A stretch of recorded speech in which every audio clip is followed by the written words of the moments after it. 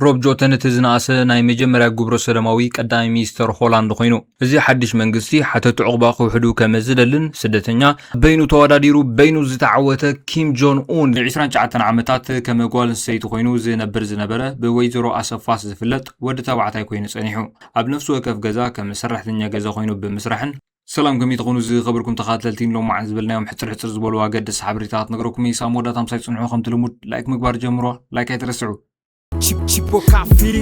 تقنقنت ودبات تግራይ بحد ድምፂ ዝተቃወሞ ውሳነ ምስ ክልል ኣምሓራ ናይ መሬት ሕቶ ዘለዎን ከባቢታት ትግራይ ኣብ ግዜያዊ ምሕዳር ናይ ትኽልል ወፃኢ ኮይነን መረፃ ከካይዳ ዝብል ውሳነ ዘይሕገ መንግስታዊ ይኽብሉ ዝነቐፉ ሓየሎ ውድባት ትግራይ ብህፁፅ ክእረም ፃውዒት ኣቕሪቦም እቲ ልዕሊ ፍርቂ ዘመን ዓብላሊ ውድብ ኮይኑ ኣብ ትግራይ ዝንቀሳቐስን ዝመርሕን ህዝባዊ ወያነ ሓርነት ትግራይ ትማሊ ኣማሲኡ ኣብ ዘውፅኦ መግለፂ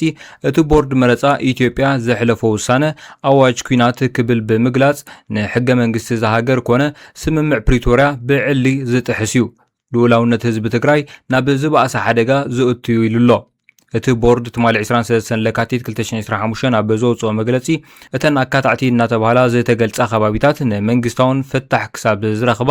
ኣብ ክልል ትግራይ ወፃኢ ዝኾነ ይኹን መንገዲ ተወከልቲ ፌደራል ክመርፃ ኣለወን ዝብል ውሳነ ኣብ ቤት ምኽሪ ፌደሬሽን ከም ዝተቐበለ ገሊጹ እተን ካብ ምሕዳር ክልል ትግራይ ኮነ ኣምሓራ ወፃኢ ኮይነን መረፃ ከካይዳ ተመዲብሎን ዘሎ 5 ክልላት መረፃ ሑመራ ዓድረመፅ ጸለምቲ ክረም ኣፍላን ራያ ኣላማጣኔን ጫድ ምስ ሱዳን ዘለዋ ምብራቃዊ ዶባታ ከም ዝዓጽወት ኣፍሊጣ ኣፈኛ መንግስቲ ኣብ ዝሃቦ መብሪ እቲ ስጉምቲ ጸጥታ ዜጋታት እቲ ሃገር ንምሕላው ዝተወስደ ስጉምቲ ኢሉ ሰብኣዊ ምክልኻል ጥራይ ዝምልከት ፍሉይ ሕድገታት ክገብር ምዃኑ ግን እቲ ኣፈኛ ተዛሪቡሎ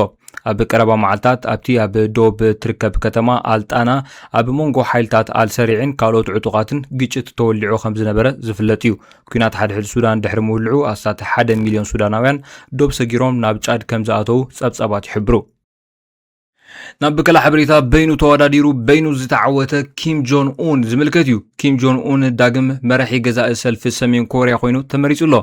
ገዛኢ ሰልፊ ሰሜን ኮርያ ኪም ጆን ኡን ዳግማይ ዋና ጸሓፊ ገይሩ ከም ዝመረጾ መንግስቲ ማዕከን ዜና ሓቢሩሎ እዚ ብዘይ ተቃውሞ ንዝቐረቡ እማመታት ዝምርምር ላዕለዋይ ቤት ምኽሪ ሰልፊ ብዝወሰዶ ውሳነ ስድራ ቤት ኪም ጆን ኡን ካብ 1940ታት ጀሚሩ ነታ ሃገር ዝመርሕ ምዃኑ ኣብ ግምት ብምእታው ዘገርም ኣይነበረን መንግስት ማዕከን ዜና KCNC ሰሜን ኮርያ ኣብ ትሕቲ መሪሕነት ኪም ጆን ኡን መሰረታዊ ለውጢ ኣመዝጊባ ኢሉ በተወሳኺ ምስ ኒኩለራዊ ሓይልታትን ናይ ውግእ ምዕጋትን ወሳኒ ምዃኑን ገሊጹሎ ሰሜን ኮርያ ንነዊሕ እዋን ዝጸንሐ ኣህጉራዊ እገዳ እኳ እንተነበራ ኒኩለራዊ ዓቕማ ምህናፅ ቀጺልያ ኣብ መንጎ ኣህጉራት ዝርከቡ ባላስቲክ ሚሳይላት ብቐጻሊ ይፍትን ይኹን እምበር ምስጢራውነት እቲ ሃገር እቲ ወተሃደራዊ ሓይልን ክሳብ ክንደይ ምዕባለ ከም ዘለዎን ከም ዝገበረን ንምግምጋም ኣጸጋሚ ምዃኑ ይፍለጥ ኪም ጆን ኡን ኣብ 4ይ መዓልቲ ኣኼባ ፈጻሚ ሽማግለ ገዛኢ ሰልፊ ብዛዕባ ዝቕጽሉ ምዕራፍ መደብ ኣጽዋር እቲ ሃገር ክነግር ትጽቢት ይግበር ቅድሚ እቲ ኣኼባ ሰሜን ኮርያ ኒኩለራዊ ኣጽዋር ክሕግዛ ይኽእላየን ዝበለተን ሮኬታት ላንቸራትን ኣቕሪባላ ኣብ ዝሓለፈ 10 ዓመታት ክልተ ግዜ ጥራይ ዝተኣከበ ፈጻሚ ሽማግለ እቲ ሰልፊ ሓሙስ ኣኼብኡ ጀሚሩ ኣሳት 5000 ኣባላት ሰልፊ ከም ዝተሳተፉ እቲ ማዕከን ዜና ሓቢሩሎ እዚ ኣዝዩ ኣገዳሲ ፖለቲካዊ ፍጻመታት ተባሂሉ ዝግለጽ ኣኼባ ቀዳምነታት እቲ ሃገር ኣብ ፖሊሲ ወጻኢ ክሳብ ኒኩለራዊ ድሌታት ዘመልክት እዩ ኪም ጆን ኡን ኣብ ዝናይሎም ዓመት ምርጫ ብዘይ ዝኾነ ይኹን ተጸባኢ ብ100% ክዕወት ኪኢሉ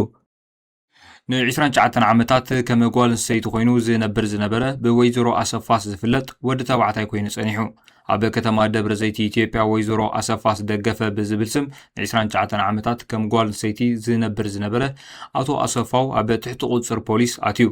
ንዝሓለፉ 13 ዓመታት ዝውልቀ ሰብ እዚ ኣብ ነፍሱ ወከፍ ገዛ ከም ሰራሕተኛ ገዛ ኮይኑ ብምስራሕን ኣብ ናይ ባዕሉ እንዳ ቤት መስተውን ከም ሰራሕተኛ ኮይኑ ብምስራሕን ምስ ሕብረተሰብ ተሓዊሱ ክነበር ጸኒሑ እቲ ውልቀ ሰብ ኣብ ቀረባ እዋን ብዝፈጸሙ ስርቂዩ ኣብ ትሕቲ ቀይዲ ምስ ኣተወ ክፍለጥ ተኻኢሉ ፖሊስ ነቲ ውልቀ ሰብ ምስ መርመርዎ ጓል ሰይቲ ዘይኮነስ ኣቶ ኣሰፋው ዝተባሃለ ሰብኣይ ምዃኑ ኣረጋጊጾም እዚ ተግባር እዚ ንነበርቲ እቲ ከባቢ ዓቢ ምግራምን ዘተን ፈጢሩሎ ን29 ዓመታት ከም ጓል ሰይቲ ክነብር ዝተገደደሉ ምኽንያት ብፖሊስ ይምርመር ከም ዘሎ ተሓቢሩሎ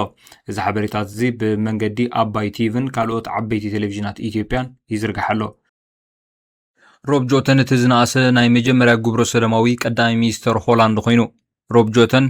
በመንግስታቱ ቃለ መሐላ ድሕሪ ምፍጻሙ እቲ ዝነኣሰ ናይ መጀመርያ ብግልፂ ግብረ ሰዶም ዝኽተል ቀዳማይ ሚኒስትር ሆላንድ ኮይኑ ወዲ 38 ዓመት መንእሰይ ኣብ ናይ ወርሒ ጥቅምቲ ምርጫ ከምዚ ተዓወተ ዝተገልጸ ኮይኑ ሰልፊ ዲሞክራሲ ብ66 ድምፂ ምርጫ ብምርካብ ንጸረ እስልምና ዝኾነ ጌርቱ ዊልደርስ ብጸቢብ ረቲዑ ቀዳማይ ሚኒስትር ሆላንድ ኮይኑሎ ጀተን ምስ ህዝባዊ ሰልፊ ናጽነት ዲሞክራሲ VVD ከምኡውን ክርስቲያን ዴሞክራሲያዊ ኪዳን CDA ማእከላይ መንግስቲ ኣቂሙ እዚ ሓድሽ መንግስቲ ሓተቱ ዕቑባ ክውሕዱ ከም ዝደልን ስደተኛ ኣብ ኔዘርላንድ ምስ በጽሑ ዘይኮነስ ካብ ኤውሮጳ ወጻኢ ኮይኖም ዕቑባ ሓቱ ኣለዎም ይብል ዕቑባ ስደተኛት ብፍላይ ኣብ ፖለቲካ ሆላንድ ኣካታዒ ጉዳይ ኮይኑ ኣብ ውድቀት ናይተን ዝሓለፉ ክልተ መንግስታት ዓብ ተራኸም ዘሎ ይፍለጥ ጀተን ንዲክ ሹፍ ተኪኡ ቀዳማይ ሚኒስትር ኮይኑ ኣብ ታሪክ ሆላንድ ንሓንቲ ካብቶም ዝሓፀሩ ዕድመ ዘለዎም መንግስታት ተኪዩ ሰልፊ ዲሞክራትስ 7 ሚኒስትራት ህዝባዊ ሰልፊ ናጽነት ዲሞክራትስ VVD 6 ሚኒስትራት CDA ድማ 5 ሚኒስትራት ክህልዎም እዩ ነፍሲ ወከፎም 3 ጸሓፍቲ ግዝኣት ከምኡውን ንኡሳን ኣባላት ካቢነ ሚኒስትራት ክህልዎም እዩ ጀተን ትማልሶኒ ኣብ ሄጋ ብዝርከብ ቤተ መንግስቲ ሆይስቴንግቦሽ ብወግዒ ንንጉስ ዊልያም ኣሌክሳንደር ቃለ ማሕልኡ ፈጺሙ ጀተን ቅድሚ ስነ ስርዓት ቃለ ማሕልኡ ኣብ ዝጸሓፎ ጽሑፍ እዚ ኽውን ብምግባረይ ሕቡኔ ኣብ ሓድሽ ምዕራፍ ዓብዪ ሓላፍነትን ልዕሊ ኩሉ ድማ ንኹሉ ኣብ ሆላንድ ዘሎ ሰብ ክሰርሕ ሓበራዊ መብጽዓ ይኹነኒ ክብል ጽሒፉ ኣብ ጌጋ ምሕዳር ዘይኮነስ ኣብቲ ክመሓየሽ ዝኽእል ብምህናጽ ነዚ ትብዓትን ምትሕባርን ይሓትቱን ኢሉ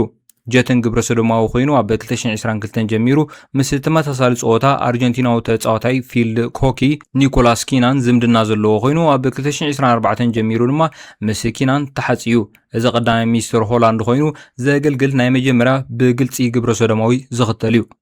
ምስጢር ናይ ዩቲዩብ ብዝርዝር ዝሓዘ ትምህርቲ ኣብ ቀንዴል አካዳሚ ተዳሊልኩም ኣሎ ዩቲዩብ ንምጅማርን ብሓጺር ግዜ ዕውት ንምግባርን ካብ ቪድዮ ምድላው ጀሚሩ ቴክኒካትን ምስጢር ዩቲዩብን ንምፍላጥ ብተወሳኺ ቪዲዮ ኤዲቲንግ ግራፊክ ዲዛይን ፎሬክስ ትሬዲንግ ዝኣመሰሉ ኮርሳት ኣብ ቀንዴል.com ተዳሊልኩም ኣሎ ቀንዴል.com ሎም ዝበልናዮ መደባት ዝመስል ነይሩ ክሳብ ዝቕጽል መደብ ሰላም